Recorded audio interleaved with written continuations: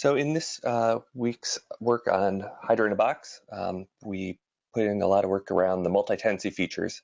Early on in the project, we started doing multi-tenant databases using a gem called Apartment, and we've now extended that to do multi-tenant Solar and Fedora, which I will demonstrate here today. I've set up two different tenants in my local development instance, tenant X and tenant Y. We can see in this edit screen that they're pointing at two different Solar endpoints, a Solar collection called X, and they're using a Fedora endpoint with a base path starting with X. If we look at Y, it'll be the same deal, only a Solar collection called Y and a base path called Y. And this effectively isolates our different tenants so they can only see their data and no one else's. In this X tenant, we have a work that I guess I won't go to that page. I thought we fixed this, Mike. Yeah, this is what I was seeing too, but that's okay. We'll fix it.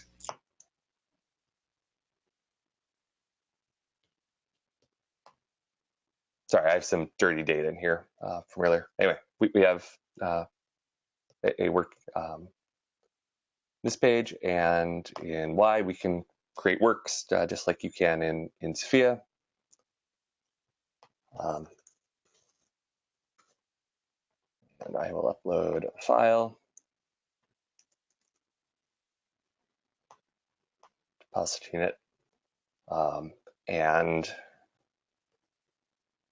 after this is done, we have our working Y. If tenant X tries to access that, we should get a lovely error. Because I'm in development mode, it will probably look very nasty, but at least they're not able to access data they shouldn't even know exists. So this is pretty exciting for a kind of centralized service like we're thinking about building, and should set us up to do some really cool things with load balancing in Amazon Web Services real soon. A couple other things we worked on this week were around kind of super administration features. You can see at the top of this window is a new kind of site status bar called Peak that lets us see what's going on in the application, including things like database queries and load times, page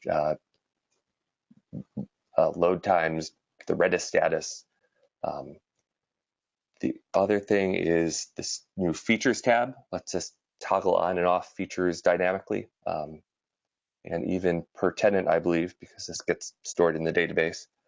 So we can decide to turn on all the shiny things for everyone. So that's it for me. Over to you, Mike. Okay, thank you, Chris. I'll go ahead and share my screen. All right, can you see my screen?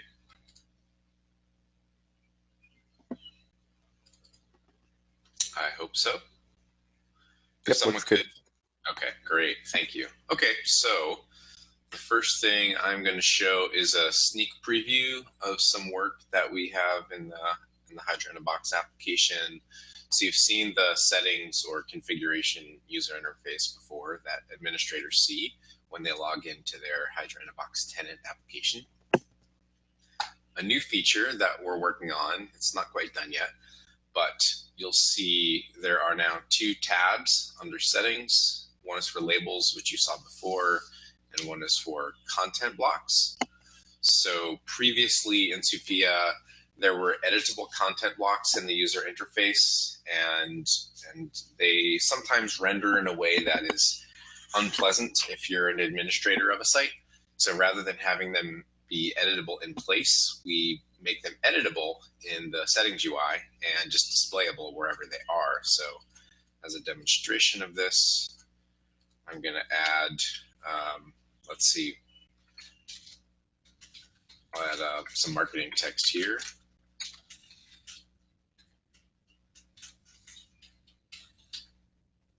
And I save it. I would save it. I already have this done, so I'm just going to show you what it would do. And then I click over to the home page, and then you'll see that the marketing text right there. Then if I go to back to sites and wipe it out, this whole block, even the background, will be gone. So that is one of the things that we're working on right now. I want to show some improvements that we've made to the SUFIA user interface, which are aligned with the work that the SUFIA user interface working group has done.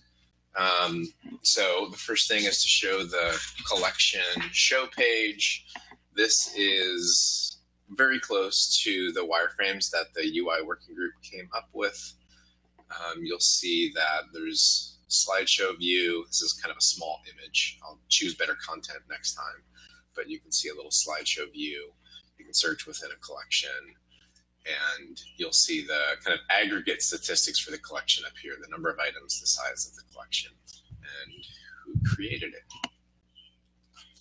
I'll also show some UI tweaks we made to the work show page. This was a major focus of activity for us this week, and also a little bit of last, and we're just about done with this work. The one thing I wanted to show with this work is that there used to be, for the longest time, a default thumbnail that you get with works. It looks kind of like this blue icon in the lower left-hand corner. You'll only see it in this context now, and you'll never see it as a gigantic blue icon. Now we just show some text and say there's no preview until a person chooses a thumbnail or a representative media that makes sense. We got this no preview here because I uploaded a file that our derivative generation process didn't know how to create a thumbnail of. And then the last thing I wanted to show is some other changes that we made to the work show page. So first of all, you'll notice up to the left, you'll see we now are reflecting collection memberships here. And to the right, you'll see we now have a last modified date above the thumbnail and the social media button so that you can share a link to this content in multiple social networks. And then the last thing I'll show is that there used to be a bunch of action buttons for all the actions you can take on an item. And because the number of actions has grown and will probably continue to grow, we now made those drop downs. And I'd like to show you one of the new drop downs, and that's single use links. So this is a feature that is in SUFIA 6, and we've now gotten re-enabled in SUFIA 7. So what happened was this is a private file and a private work, and I might want to share this with my colleague at a different university who can't get access to this otherwise. So this single use link creates a link that works once. It's in my clipboard. If I send them that link, they go to a special landing page where the only thing they can do is look at what I've sent them a link to. So that is it for me, other than to say that we've also been doing a bunch of refactoring work. We've released a couple new releases of curation concerns, and some of that work is hard to demonstrate, but it's equally valuable. I just wanted to make sure that y'all knew that this was going on. So that is it for the demo. Does anyone else have anything they wanted to demonstrate or talk about for this week's demo?